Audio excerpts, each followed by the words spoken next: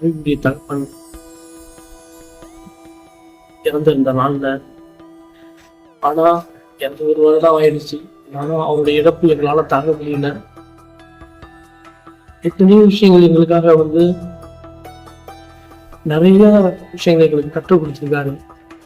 தகப்பன் இப்படி விசுவாசம் எப்படி, கீழ்ப்படுதல் எப்படி, எல்லா விஷயத்துலையும் உரிய பாதையிலையும் எப்படி நடக்கணும். அவரு ஒரு பொக்கிஷியம். ஆவிக்குரிய தகப்பன் எங்களுக்கு ஒரு பொக்கிஷியமா இருந்தாரு. தகப்பன் எங்களை விட்டு பிரிந்து போனது நாட்கள்ல நாங்க எவ்வளவு இழந்திருக்கோம். இருந்தாலும் எங்களால அதை எப்படி சொல்றதுன்னே தெரியல. அவரோட உடல்நிலை சரியில்லாத நேரத்துல ஆஸ்பத்திரியில சேரும் போது கூட நான் அவருக்கு எல்லா உதவியும் செஞ்சிருந்தேன். அப்ப கூட நீங்க நல்ல விதமா வீடு திரும்பி வந்துருவீங்க, கவலைப்படாதீங்கப்பா, நீங்க வந்துருவீங்க அப்படின்னு சொல்லி பாஸ்டர்கிட்ட சொன்னேன். ஆனா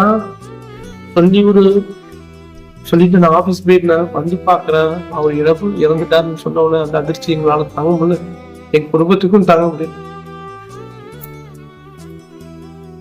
ஒரு நிதி ஜீவனை அடைஞ்சிருக்கு. எங்களால தாங்க முடியாத ஒரு நாளுக்கு நாள் ஊழிய பாதையிலும் சரி, நாங்க எத்தனை நாட்கள் நாங்க திருவாரூர் வெண்ணிடம் எல்லா ஊருக்கும் என்னை வச்சு போவாங்க.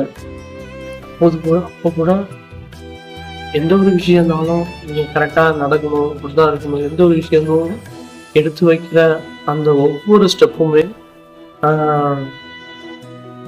முன்னே எடுத்துட்டு வைக்கிற ஸ்டெப்புக்கு எந்த அளவுக்கு யோசனை பண்ணணுமோ அந்த அளவுக்குலாம் எங்களுக்கு கற்றுத்தந்தாரு. அதே மாதிரி கீழ்ப்படுத்தினதும் சரி, ஆவிக்குரிய விஷயத்துலயும் சரி, எல்லா விஷயத்துலயும் தகப்பன் மாதிரி ஒரு தகப்பன் எங்களுக்கு கிடைக்காது. இன்னும் எத்தனையோ விஷயங்கள் சொல்லலாம். எங்க வேலை நாட்கள்ல உங்களோடு இருக்கும்போது எங்க வேலையில எனக்காக ஜோம் பண்ணாரு. நான் வேலை இருந்து நான் பர்மனெண்ட் ஆகலையா பாஸ்டர் அப்படின்னு நான் சொல்லியிருக்கேன் தகப்பன்ட்ட. அப்போ எனக்காக அவர் ஜோம் பண்ணாரு. இதெல்லாம் பார்க்கும்போது குடும்பத்துக்கு ஜோம் பண்ணாரு. வீடு கட்டுறதுக்கான விஷயத்துலையும் சரி, மழை பெஞ்சிச்சு, கொஞ்சம் கூரை வீட்டுல இருக்கும்போது அவ்வளவு ஜோம் பண்ணாங்க எனக்காக. அவங்க ஜோம் பண்றதுல தகப்பன் செய்த அந்த காரியம் நல்ல விதமாக நிறைவேறிச்சு. கர்த்தருக்கு ஸ்தோத்திரம். இன்று நாள்ல தகப்பன் இல்லாத நேரத்துல நாங்க ரொம்ப ஒரு இழப்பை சந்திச்சிருக்கிறோம்.